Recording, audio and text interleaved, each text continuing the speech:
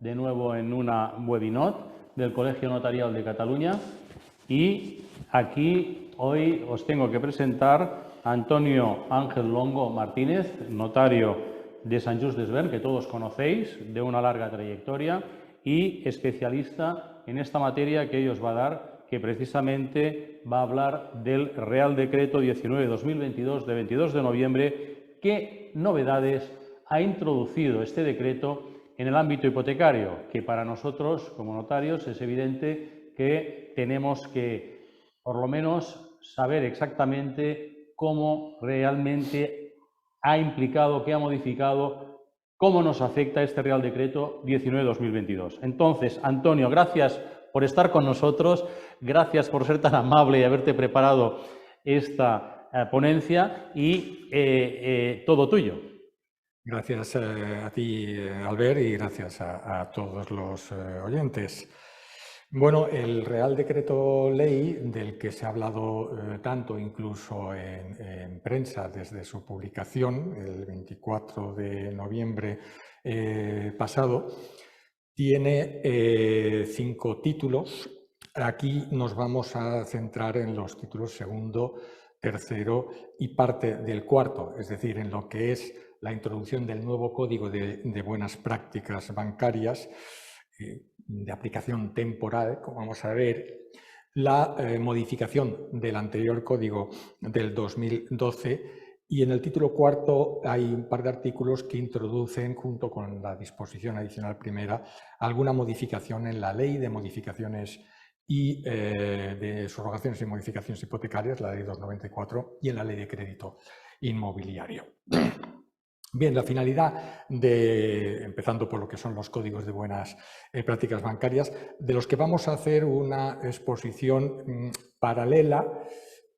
Entiendo que quizás sea más fácil de entender e incluso de digerir, porque realmente la materia es árida.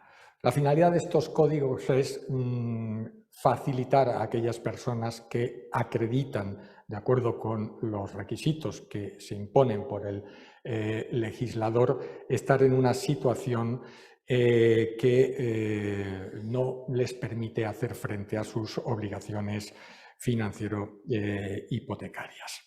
En el Código del 2012 realmente el objetivo era más amplio, porque junto con las medidas de reestructuración de la deuda hipotecaria se incluían procedimientos de flexibilización de la ejecución hipotecaria. Lo que ahora se hace respecto de este código del 2012 es ampliar el espectro de personas a las que pueden acudir a estas medidas. Y en el nuevo Código de Buenas Prácticas, las medidas que se promulgan se enmarcan dentro de lo que sería ese primer grupo de beneficios, es decir, de reestructuración de la deuda hipotecaria. Antes de entrar de todas maneras en el examen, yo creo que puede ser interesante intentar contestar a una pregunta, y es: ¿cuál es el papel del notario aquí frente a estas regulaciones? Hay que partir de que se excluye, tanto en relación con uno como en otro de los códigos, en uno y otro de los reales decretos, la aplicación de determinados artículos de la Ley de Crédito Inmobiliario, 10, 11, 12, 14 y 15, y el apartado segundo de la disposición transitoria primera. Es decir, no se van a aplicar a las innovaciones que se formalicen al amparo de uno u otro de estos códigos las normas sobre evaluación de solvencia, ni entrega de información precontractual, ni el otorgamiento del acta de transparencia, como tampoco es necesaria la adaptación de las condiciones del contrato que sean objeto de innovación a la Ley 5/2019. Ahora bien, la exclusión concretamente del apartado 2 de la disposición transitoria primera lo que nos permite es, a sensu contrario, entender que sí, confirmar que sí serán aplicables las previsiones de los números 3 y 4 sobre el derecho al reembolso anticipado en los términos del artículo 23 o a la opción por la aplicación del régimen de vencimiento anticipado del artículo 24. Y ya nos ha llamado la atención la Dirección General, a través de la instrucción de 20 de diciembre del 2019, de la necesidad de que eso sea objeto de información al deudor. Y por otra parte, si el préstamo inicial quedó sujeto a la Ley de Crédito Inmobiliario, no se aplican estas disposiciones, pero se aplica el resto de la Ley de Crédito Inmobiliario y normativa de desarrollo. Y entre esta normativa, el artículo 30 de la Orden Ministerial de 28 de octubre del 2011, en relación con el derecho al examen del proyecto de escritura y con las comprobaciones a efectuar en el acto de otorgamiento. En todo caso, la comprobación por parte del notario de que la novación se acoge a uno u otro código de buenas prácticas debería basarse en la mera confirmación de las partes. Pero tampoco debe olvidarse que, teóricamente, las entidades o prestamistas adheridos son libres de conceder con carácter puramente potestativo los beneficios o previsiones contenidas en el código a operaciones y deudores distintos. Hay que entender que lo que no tenía sentido en estos casos es que una novación que, como veremos luego, consista en el cambio de tipo variable a fijo al amparo del código del 2022 no se esté sujeta al régimen de transparencia genérico de los artículos 14 y 15 de la ley, a menos que se justifique, y dejo en el aire la cuestión del cómo, que se trata de deudores que reúnen los requisitos para que la operación esté incluida dentro del Código de Buenas Prácticas reciente. Y en ese sentido, la instrucción misma antes citada, de 20 de diciembre del 2019, se refiere a la necesidad de cumplir con todos esos requisitos en aquellos supuestos, entonces se estaba hablando del Código del 2012, en que junto con la novación al amparo de lo previsto en el Real Decreto 6/2012 se pactaran otras modificaciones o la reunificación de deudas. Esto daba lugar a un nuevo contrato, a un tipo de contrato que sí debería someterse a los requisitos genéricos de transparencia de la Ley de Crédito Inmobiliario.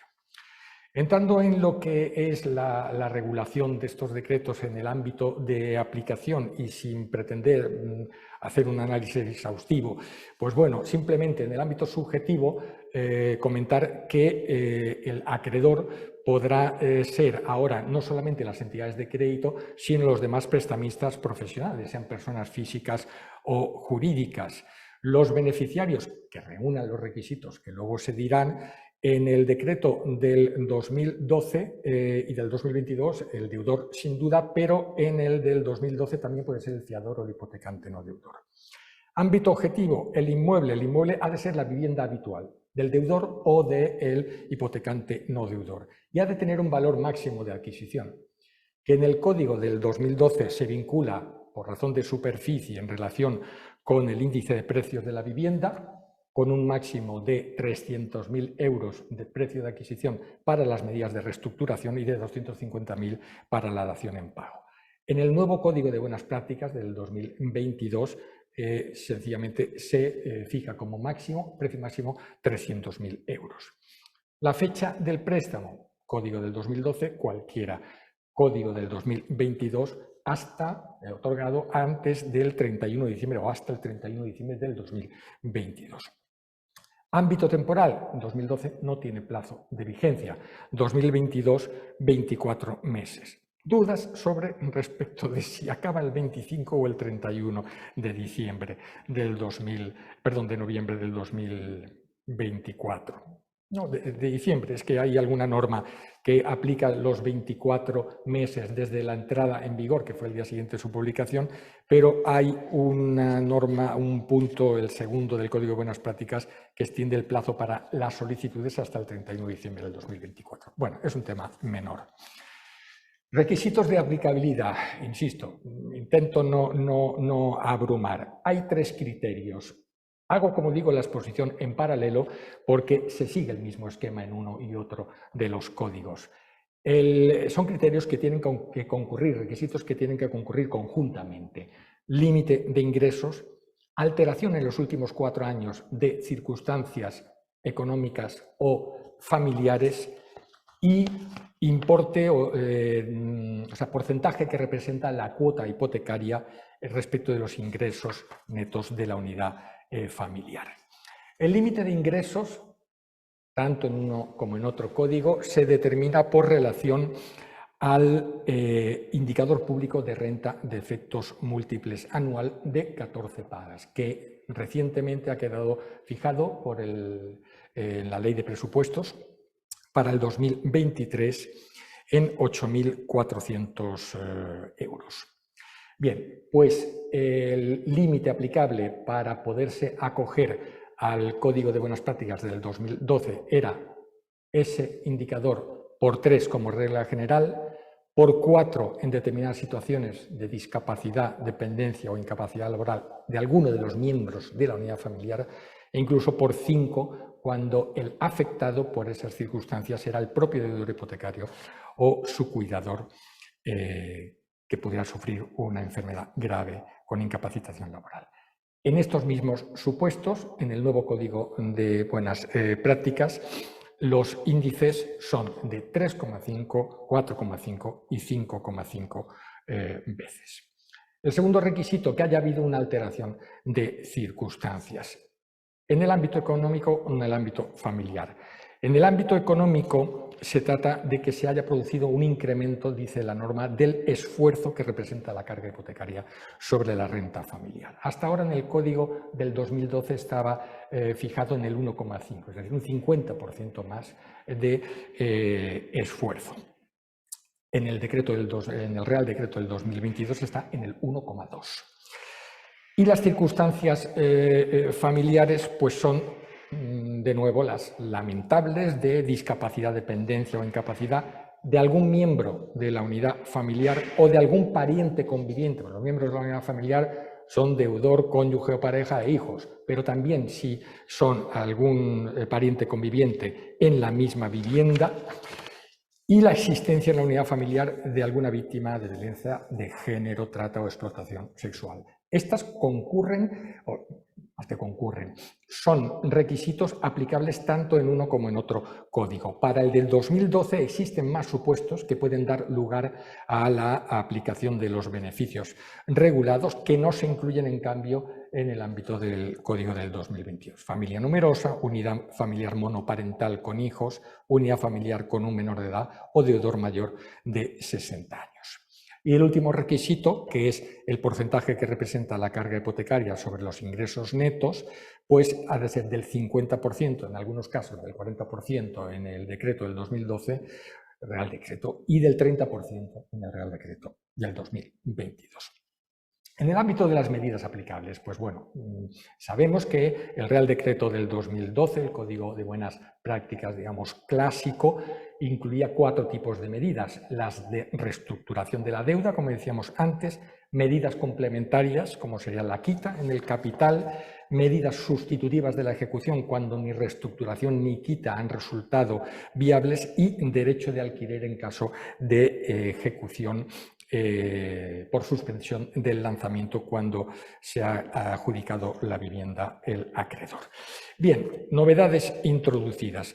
Pues sencillamente, recordar, la reestructuración de la deuda hipotecaria puede consistir en una carencia de 5 años, ampliación del plazo hasta 40 o reducción del tipo de interés, que hasta ahora se reducía a Euribor más 0,25, ahora es a Euribor menos 0,10, y lo que se ha hecho con el Real Decreto nuevo es permitir que se acojan a estas medidas, no en estos exactos parámetros, pero en otros parecidos, aquellas personas cuyo esfuerzo que represente la carga hipotecaria no alcance ese 1,5 que establecía como regla genérica el Real Decreto del 2012, y aunque en estos casos la carencia en vez de 5 años será de 2, la ampliación del plazo no puede superar los 7 años, ni el total de 40 desde el comienzo del préstamo, y la reducción de interés será tal que suponga una reducción del 0,5% del valor actual neto del préstamo, de acuerdo con la normativa vigente. Además, se introduce la posibilidad de optar a un nuevo plan de reestructuración si al acabar el primero el deudor se encuentra en el umbral de exclusión. No hay novedades sobre la quita del capital pendiente en el ámbito de las medidas sustitutivas de la ejecución, que es la dación en pago se amplía de 12 a 24 meses desde la solicitud de la reestructuración el plazo para la solicitud de la dación en pago y se permite también ahora hacer la solicitud a quienes estando en un plan de reestructuración vigente prevean la imposibilidad de atender los pagos después de 24 meses. Lo que ocurre es que en estos casos la dación en pago no es obligatoria para la entidad de crédito, para el prestamista, porque la norma dice que la entidad valorará la posible entrega. Es distinto. Y el derecho de alquiler en caso de suspensión del lanzamiento y demás, pues se amplía de 6 a 12 meses el plazo para solicitarlo. Esto en el código del 2012. ¿Qué ocurre en el nuevo código? Pues bueno, las medidas son alternativamente, es decir, a optar por la ampliación de plazo o la conversión del interés variable en interés fijo. La ampliación de plazo obviamente supone una reducción de la cuota, pero esa posible reducción de la cuota tiene dos límites claros. Por un lado, que la ampliación la ampliación de plazo tiene dos límites claros. No puede superar la ampliación 7 años ni extenderse más allá de los 40 desde el inicio del préstamo y no puede suponer una reducción del importe de la cuota por debajo de la que estuviera pagando el deudor a fecha 1 de junio del 2022. Y adicionalmente se introduce una, a mi juicio, un tanto confusa opción del deudor de reducir durante un plazo de 12 meses la cuota al importe que estuviera pagando a esa fecha, de 1 de junio del 2022, o al de la primera cuota, si el contrato se firmó posteriormente a esa fecha, mediante introducir una carencia de pago de capital, carencia que puede ser total o parcial. Concluyendo la norma con una mención que dice el principal no amortizado devengará intereses a un tipo de interés tal que suponga, repito lo que decíamos antes para el código del 2012, una reducción del 0,5% del valor actual neto del préstamo de acuerdo con la normativa vigente. Pero no queda claro si se refiere al interés a pagar durante el periodo de carencia o ya en adelante para todo el resto del préstamo. La otra opción del deudor que se encuentra en alguna de las situaciones previstas pues será la conversión de interés variable en fijo, tipo de interés fijo que será el que oferte la entidad. Por lo demás, pues hay un artículo que prohíbe de modo expreso que cualquier innovación de este tipo se acompañe de otra modificación del tipo de interés que no sea expresamente la aquí prevista, de cualquier otro gasto o comisión, salvo la prórroga en su caso del seguro, de cualquier nuevo producto vinculado o combinado y de garantías adicionales. Bien, pues esto es a grosso modo lo que tenemos delante por lo que se refiere a quién puede optar y a qué puede optar. Nos queda, en su caso, examinar cuál es el procedimiento. El procedimiento, tanto en un Real Decreto como en el otro, empieza por una norma que tiene su importancia, que es el reconocimiento del derecho del deudor a instar durante toda la vigencia del código en cuestión las medidas previstas en el mismo. Y esto se entiende mejor cuando se ve el punto en el que se insiste en que el contenido del código será oponible a terceros y los sujetos adheridos adoptarán las medidas necesarias para salvaguardar los derechos de los deudores en caso de cesión del crédito a un tercero. Se trata de que la compra de un crédito o un paquete de créditos por un fondo no haga perder al deudor que esté en alguna de estas situaciones su derecho a optar por los beneficios que el código se le reconoce. ¿De acuerdo? Por lo demás, hay un artículo, el 5.4 del Real Decreto del 2012, que se limita a prever que las previsiones valga la redundancia, del código se deben aplicar una vez se produzca la acreditación de reunir los requisitos que demuestren estar situado dentro del umbral de exclusión, pero que no obstante cualquiera de las partes podrá compeler a la otra a la formalización en escritura pública de la novación. Y el nuevo Código de Buenas Prácticas en principio reproduce este esquema, pero a continuación viene a establecer un determinado íter procedimental que aunque no lo diga, toma como base claramente el contenido del artículo 7 del Real Decreto Ley 19/2020, de 26 de mayo, cuando regulaba las moratorias convencionales pactadas al amparo de un acuerdo marco sectorial propiciado por la crisis COVID-19. Frente a la regulación de este Real Decreto 19/2020, en el que la norma permite una posible entrega simultánea al deudor de la información simplificada sobre las condiciones del préstamo y la propuesta de acuerdo sobre la moratoria, algo que fue objeto de críticas doctrinales desde el punto de vista de limitación de la transparencia y el derecho del conocimiento efectivo por el deudor de las condiciones de aquello a lo que se iba a comprometer, pues a diferencia de eso y probablemente atendiendo a esas críticas, pues se obliga ahora a una entrega previa de esa información simplificada sobre las medidas por las que puede optar el deudor, con información sobre sus consecuencias jurídicas y económicas, y solo habiendo optado el deudor por alguna de las alternativas, se produce la entrega de la propuesta de acuerdo de innovación del préstamo. Lo que no se prevé frente al decreto del 2020 es ningún posible otorgamiento unilateral por parte del banco.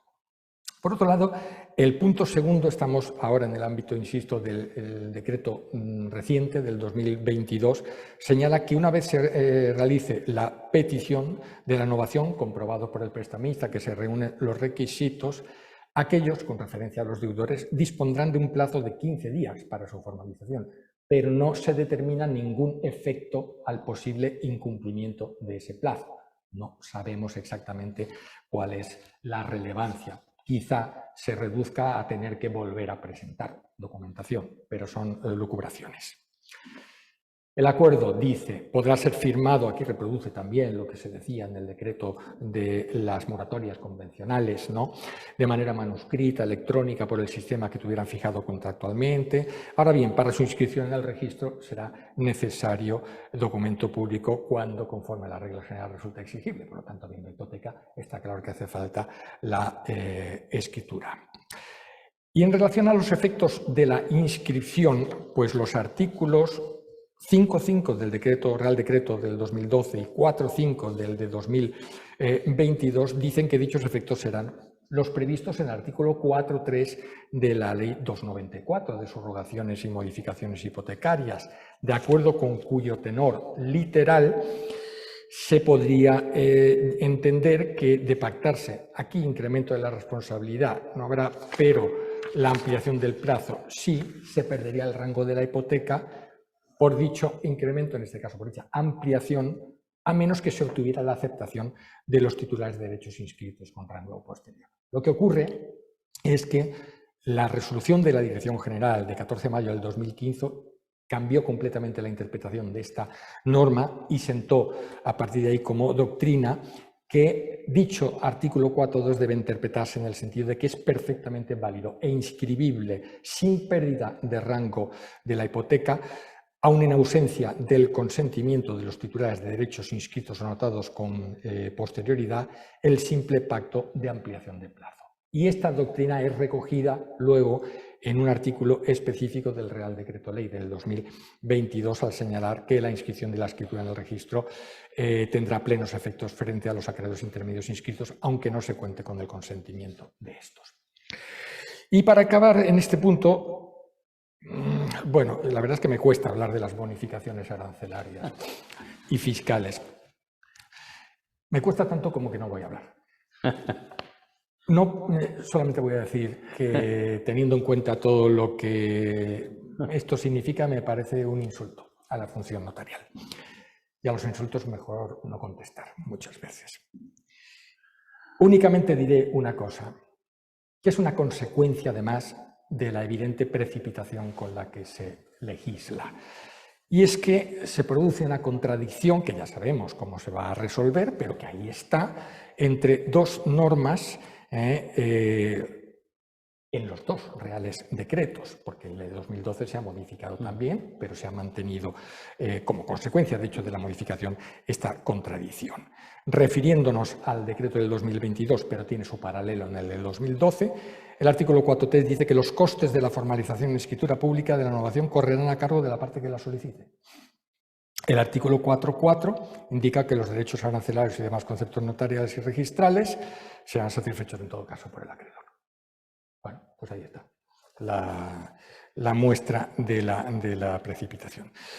Y por lo demás, en el ámbito fiscal, pues obviamente se trata de una operación que se declara exenta de la cuota gradual de actos jurídicos documentados. Con esto hemos echado un vistazo a lo que es la regulación de los códigos de buenas prácticas, que por tanto, digamos, vamos a aparcar para pasar a otro tema que es el que se regula en el título cuarto, modificándose la Ley 294 de subrogaciones y modificaciones hipotecarias.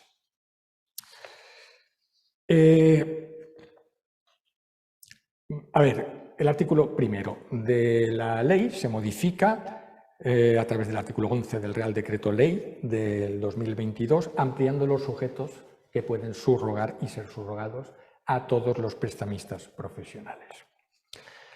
El artículo 2 se modifica también. Antes de entrar en el examen de este artículo, yo no sé si tengo yo acceso aquí, pero me gustaría, nuestro colaborador, si me puede poner en pantalla ese documento que aquí está, que se llama Evolución. Bueno, me he limitado a recoger lo que es el redactado y incluir algunas, creo que todas, las variantes que tenían las anteriores redacciones. Porque tenemos ya una evolución con 4 textos del artículo 4, del artículo 2, desde el 94, 2007, 2019 y ahora el 2022. La reforma del 2007, la primera, potenció notablemente la intervención notarial y con ello, pues hay que decir claramente, que dio certidumbre y seguridad jurídica a un procedimiento que yo creo que necesita de esa seguridad.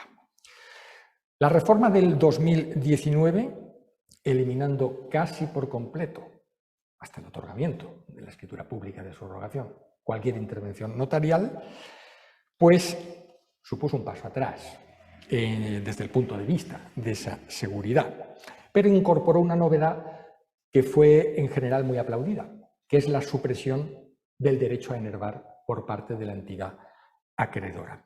Aquí hago un paréntesis para dejar claro que creo que sigo la terminología legal si digo que entidad acreedora es el titular actual del crédito hipotecario y entidad subrogada es la que pretende subrogarse y quedarse como nuevo titular.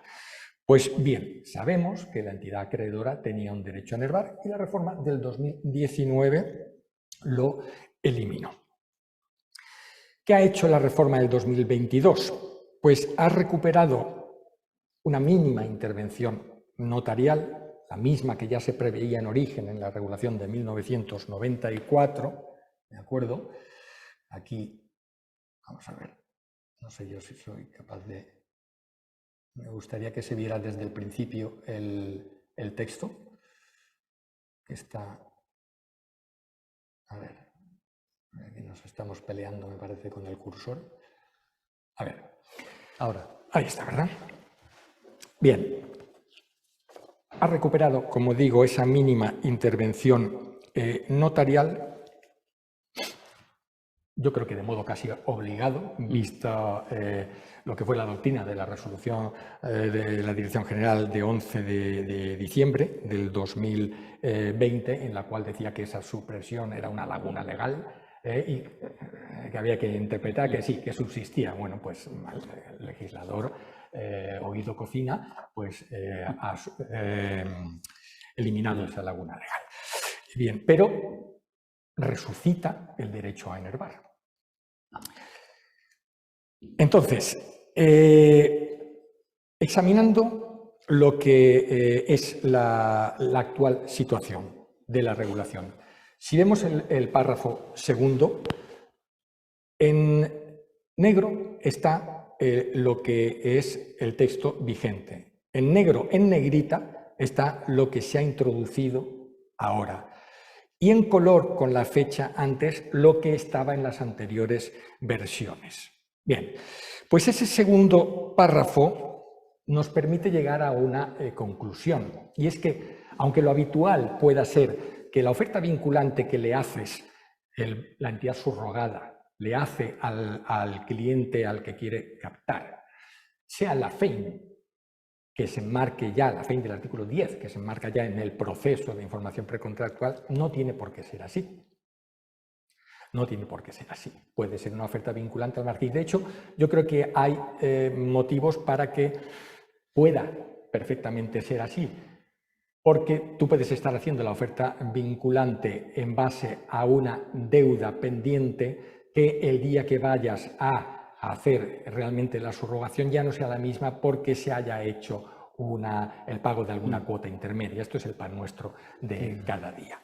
Pues bueno, en cualquier caso, sea o no esta oferta vinculante del artículo 2 de la Ley 294, la del artículo 10 de la Ley de Crédito Inmobiliario, y vaya o no acompañada del resto de documentación precontractual que el artículo 14 de la Ley de Crédito Inmobiliario exige, lo que sí ahora, a la vista de esta nueva redacción de este segundo párrafo, es exigible, es la existencia de un documento específico, si es la FEIN y toda la retahíla de documentos será el de gastos, incorporando la comisión máxima a cobrar por la otra entidad, la entidad acreedora, algo que no aparece en el artículo 14 de la Ley de Crédito Inmobiliario, y si es una oferta vinculante ajena y previa al procedimiento de información precontractual de la Ley de Crédito Inmobiliario, pues tendrá que ir acompañada de este documento de gastos. ¿De acuerdo? En cuanto al resto del procedimiento que viene en lo que es pues el resto de la regulación contenida en este artículo, si ha habido certificación por parte de la entidad acreedora, pues se puede enervar la subrogación en el plazo de 15 días. Fijémonos que en el 2007, en la versión mejor, creo yo que se puede decir, de este artículo, ese plazo se contaba desde la notificación a la entidad acreedora, notificación que era notarial, lo cual le daba certidumbre a la fecha y garantía de fehaciencia y de seguridad. Ahora no, ya tampoco en el 2019, ese plazo de 15 días se cuenta desde la entrega que haga la entidad acreedora, pero de esa entrega no hay constancia fehaciente alguna, con lo cual se amplía el plazo, porque si apuras el de 7 para entregar, nace entonces el de 15 para enervar, tienes 22, y se pierde seguridad. ¿Cómo se puede enervar? Pues de nuevo diferencias entre la regulación del 2007 y la actual. El 2007 requería que la entidad acreedora compareciera ante el notario y manifestara su voluntad vinculante de igualar o mejorar la oferta. Con lo cual puede decirse, lectura a lo mejor con un matiz de negatividad, la subrogación queda bloqueada y la pelota en el tejado de la entidad acreedora, que de momento únicamente manifiesta su voluntad. Una lectura más positiva, está manifestando con carácter vinculante porque lo dice la ley en un documento público. ¿De acuerdo? En el 2022, ¿qué se requiere? Igual que en el 2019, que se formalice la novación en ese plazo de 15 días. ¿Pero qué ocurre si el deudor no quiere? Si el deudor no acepta la oferta de novación, la oculta incluso y firma la subrogación. Porque es cierto, el Tribunal Supremo tiene una sentencia del 2003, de 25 de noviembre, que entendió que el deudor está obligado. Pero está obligado si realmente las condiciones ofertadas son las mismas que las de la entidad que pretende subrogarse. A día de hoy, y en las actuales circunstancias del mercado del crédito hipotecario, en las que en la oferta inciden elementos tipo bonificación, comisiones de un tipo o de otro, ¿alguien puede realmente asegurar que una oferta es igual o es equivalente a la otra? Es muy difícil, es francamente difícil. La otra opción, pues en caso contrario, que es como empieza el párrafo siguiente de la norma. Ese caso contrario, es decir, si no se ha formalizado la novación con la entidad acreedora, se permite continuar con el procedimiento, aunque de distinta manera según haya habido o no entrega del certificado de débito. Porque si hay certificado entregado, la entidad subrogada debe declarar en la escritura haber pagado la entidad acreedora y aportar el resguardo de la operación con finalidad solutoria, dice la norma. Hago la atención sobre un punto, que es que la norma dice que la entidad debe declarar que ha pagado, no que va a pagar. Porque parece que se está extendiendo la idea de que se puede hacer el pago con posterioridad. Bueno, yo me limito aquí a decir que eso no es lo que dice la norma. Certificación no entregada. Pues entonces la entidad, y aquí viene la recuperación de la previsión ya contenida en la versión inicial de 1994, debe calcular la cantidad acreditada y depositarla notarialmente. El notario notificará a la entidad acreedora, que tiene 8 días para alegar error, y tanto una parte como otra, acreedora o subrogada, pues acudir al juez. La recuperación de este cálculo unilateral, que es el que decía que la resolución de diciembre del 2020 había calificado como ausencia legal, pues lo que deja claro es que la falta de certificación no paraliza el procedimiento. Con la redacción de 2019 surgía la duda, surgía claramente la duda. Yo era de la opinión de que cabía una interpretación ajustada a la norma por la cual se llegara a la conclusión de que el procedimiento quedaba bloqueado y que la manera de resolver la situación era que cada parte cumpliera con sus obligaciones, que para eso están, y reiteradas de modo contundente por la norma. Pues no. Laguna legal, se evita la laguna legal y tema resuelto. Bien, en cualquier caso, cuando se nos dice que ha habido un certificado de débito, es preciso que se entregue y que se incorpore a la escritura, porque resulta que la Dirección General dice que no. Lo dice en esa resolución de 11 de diciembre del 2020 y ya lo dijo en otras antiguas de 19, 20 y 21 de julio de 1995 en las que se apoya. Dice que basta con el resguardo de entrega. Parece que la Dirección General a lo que presta verdadera atención es al transcurso del plazo. Aunque si esa atención fuera lo que debe ser, pues a lo mejor debería haber intentado que se le diera fehaciencia a la fecha. Una fehaciencia que del 2007 al 2019 tuvo. No le preocupa, en cambio, tanto que haya o no el certificado de débito, porque el banco puede calcular por su cuenta. Lo que ocurre es que las consecuencias no son las mismas.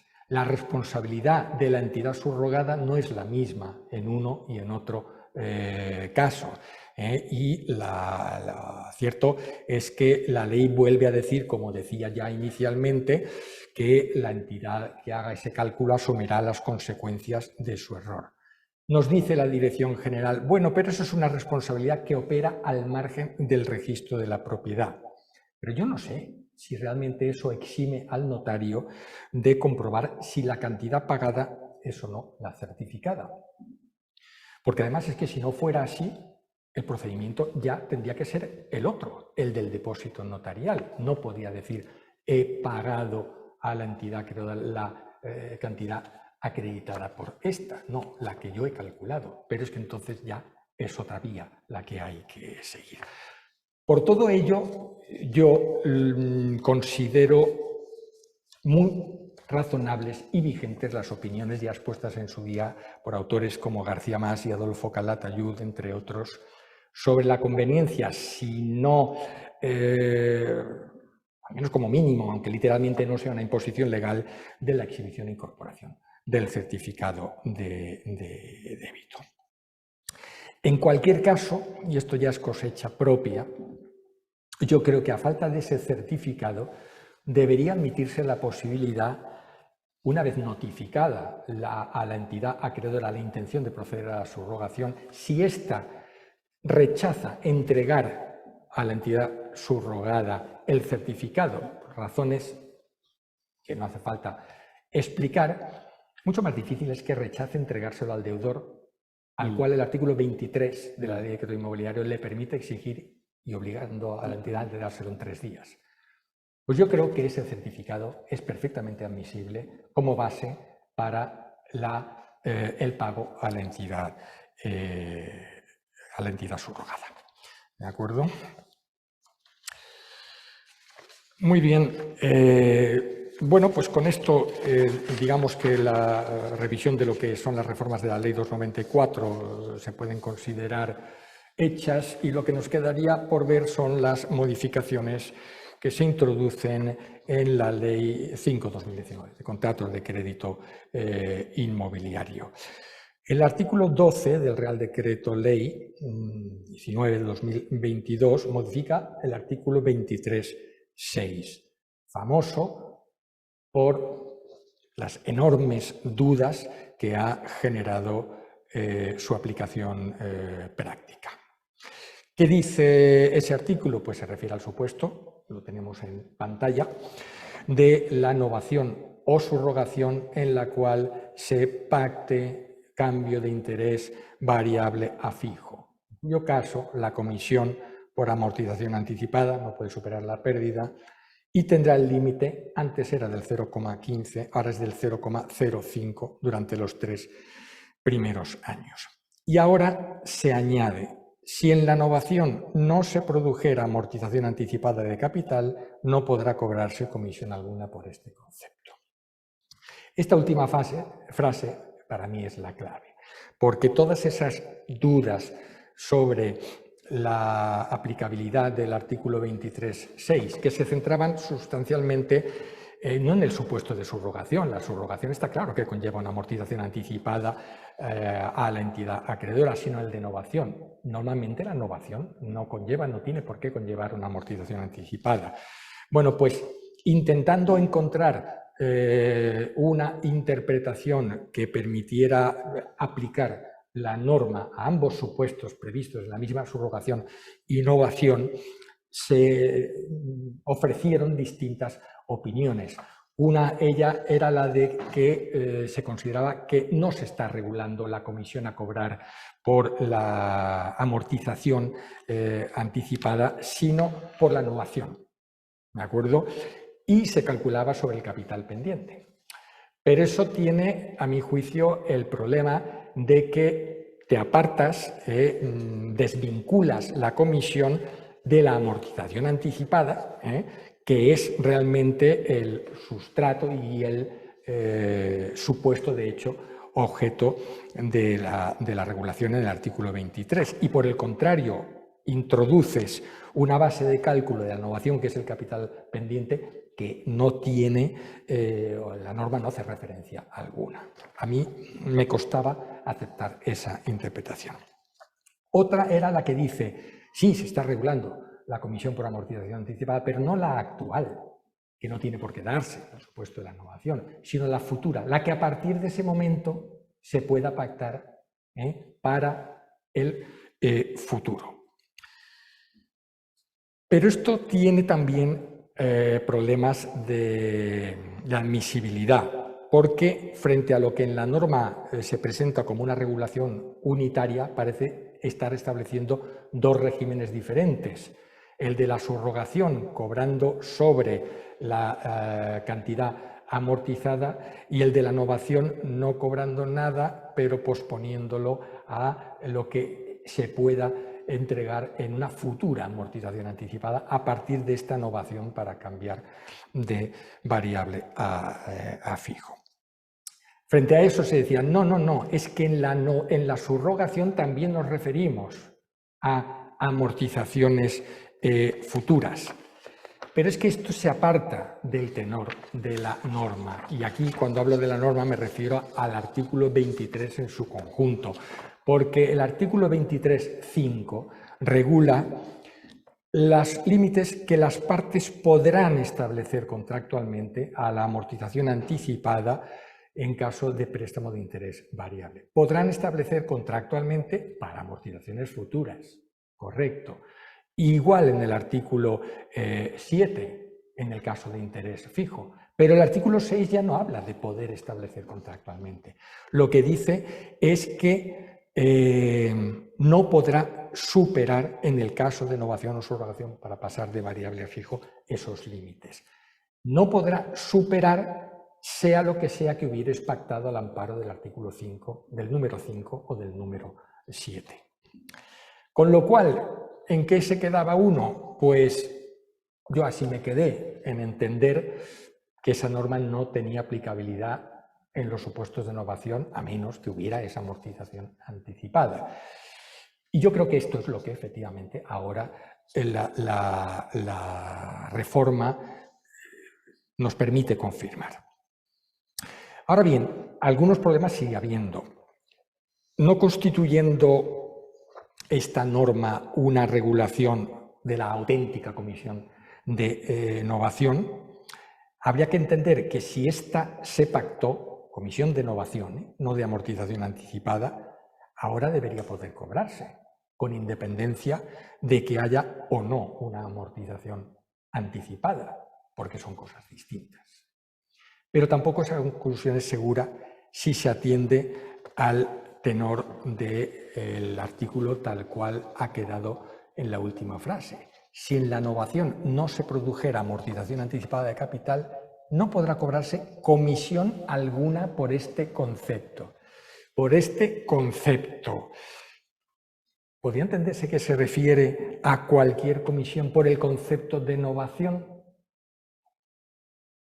¿O está reiterando a modo meramente aclarativo lo que decíamos antes de novación sin amortización, no hay comisión, pero sin afectar a posibles comisiones de novación pactadas al margen de esta regulación? Pues sinceramente yo no me atrevo a pontificar, bueno, no me atrevo, no pontificaré en la vida, pero a dar una opinión con garantías de seguridad.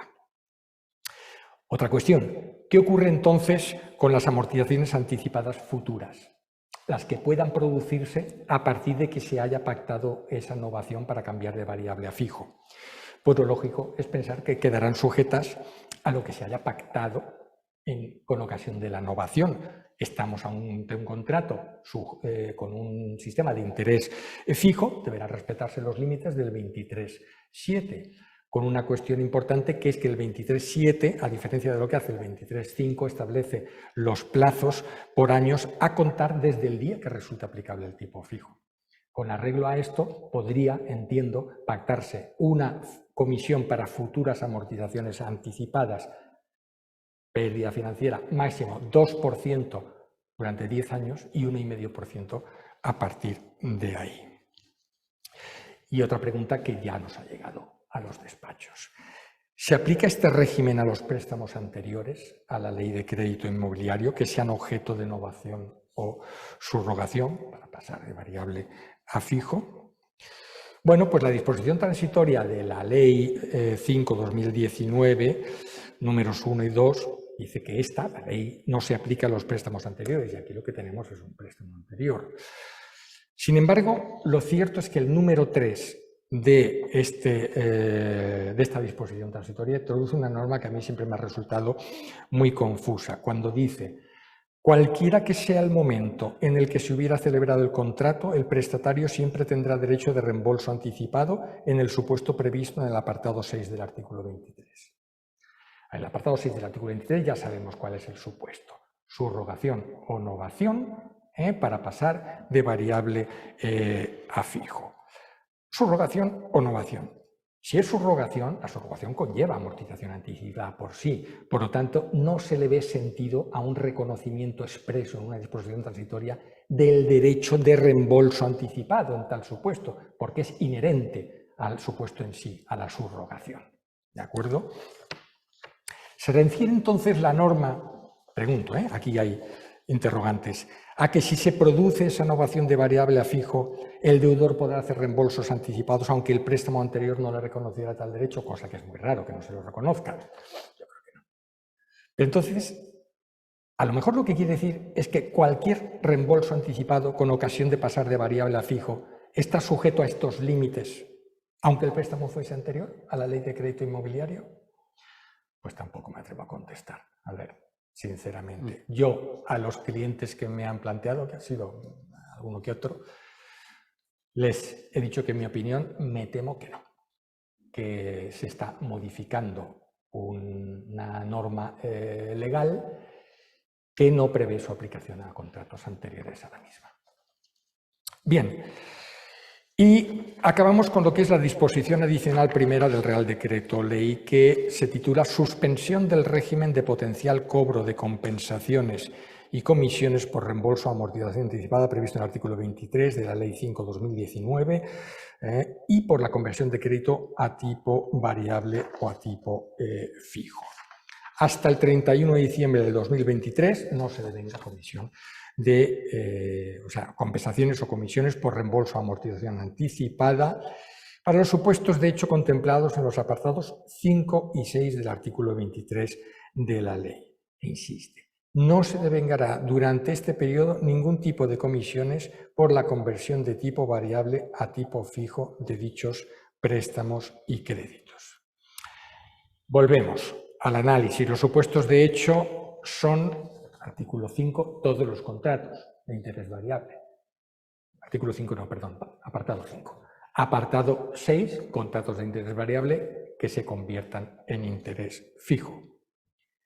Pero si con arreglo a lo dispuesto en referencia al apartado 5 estaría exenta de comisión cualquier amortización anticipada en préstamos de interés variable, ¿qué necesidad de especificar que lo está también cuando de variable se convierta en fijo?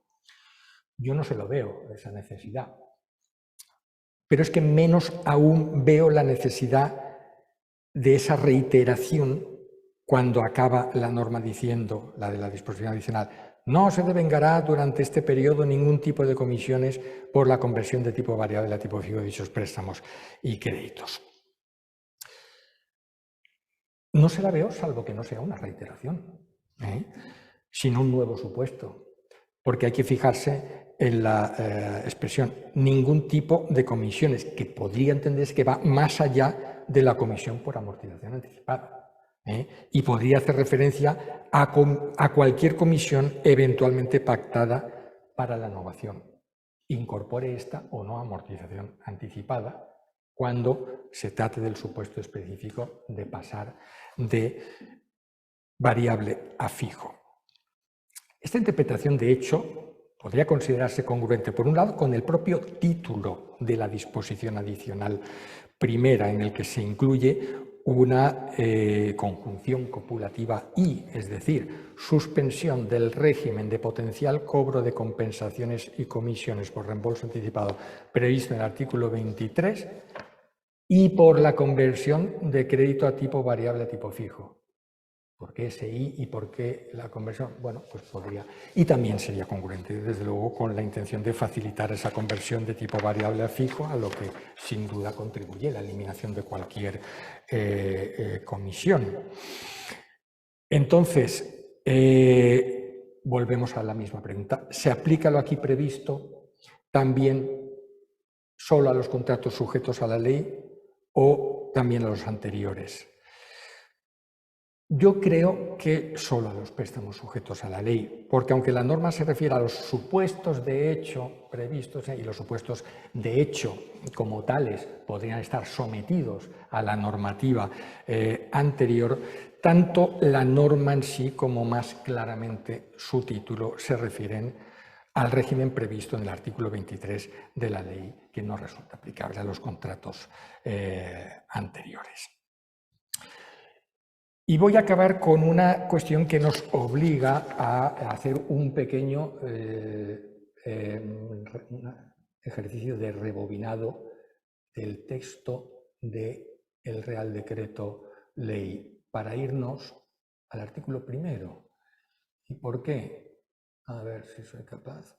Porque ese artículo primero es el único artículo que integra el título primero, disposiciones generales. Ay, que se nos ha ido de la pantalla. Y dice, el objeto del presente Real Decreto Ley es la adopción de medidas para hacer frente a la situación de los hogares con deuda instrumentada en préstamos o créditos con hipoteca inmobiliaria sobre vivienda habitual, generada por el alza de los tipos de interés. Sobre vivienda habitual. Esto es congruente con la regulación del título segundo y tercero cuando se introduce, bueno, los códigos de buenas prácticas solo se aplican cuando es la vivienda habitual, pero es un título primero de disposiciones generales. ¿Qué ocurre con todo lo demás? Con todo esto que hemos hablado, ¿acaso esta reforma de la Ley 294 puede considerarse que solamente entra en juego? No. No, que diga lo que diga, creo yo, este título primero y este artículo primero, porque se está modificando el redactado literal de las normas. Ahora bien, ¿se puede decir lo mismo de la disposición adicional primera que exime de comisión por amortización anticipada en contratos de interés variable? Porque ahí no hay modificación alguna del texto legal. Sí que es cierto que se refiere a los supuestos de hecho previstos, pero ¿por qué no puede vincularse aquí a la vivienda habitual? Y esto, sinceramente, no me cae del cielo y porque sea un estudioso que sueña con los títulos de los reales decretos. No, sencillamente porque me he encontrado con una entidad que me ha dicho, nosotros interpretamos así. Y cuando lo analizas dices, algún fundamento puede tener. En cualquier caso, a modo de despedida ya, porque es la hora, bueno, es una pena. Es una pena porque los notarios estamos para dar seguridad, pero para dar seguridad necesitamos tener seguridad. Y de estas normas y de esta manera de legislar no emana seguridad. Emana buena voluntad, no hay que ponerlo en duda, pero improvisación y precipitación. Y no solo en este ámbito, pero aquí hablamos de lo que nos afecta más directamente. Bueno, pues vaya desde aquí una modesta petición al legislador para que no corra tanto. Sí, y a veces se produce el efecto contrario, ¿no?, que se pretende en el tema de las subrogaciones, por ejemplo, que ya se nos está dando el caso en los despachos. ¿Y qué viene usted a hacer? ¿Una nueva hipoteca? No, yo es que quiero subrogar la otra. Digo, pero es que no hacemos ninguna subrogación, hacemos una cancelación de hipoteca nueva. ¿Cómo? Y voy a tener que... O sea, que produce el efecto perverso contrario de que la entidad ya no quiere subrogaciones, sino que quiere hacer nuevas hipotecas. Y cancela con el coste, evidentemente, que lleva la cancelación para el cliente, que en definitiva tendrá que asumir la cancelación notarial registrada y aparte de las posibles comisiones, porque ya no hay subrogación.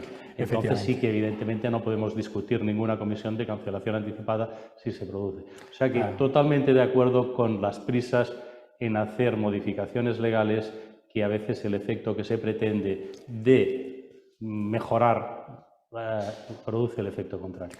Pues así es. Bueno. Antonio, yo no sé si hay alguna pregunta o alguna cuestión por parte de... No tenemos...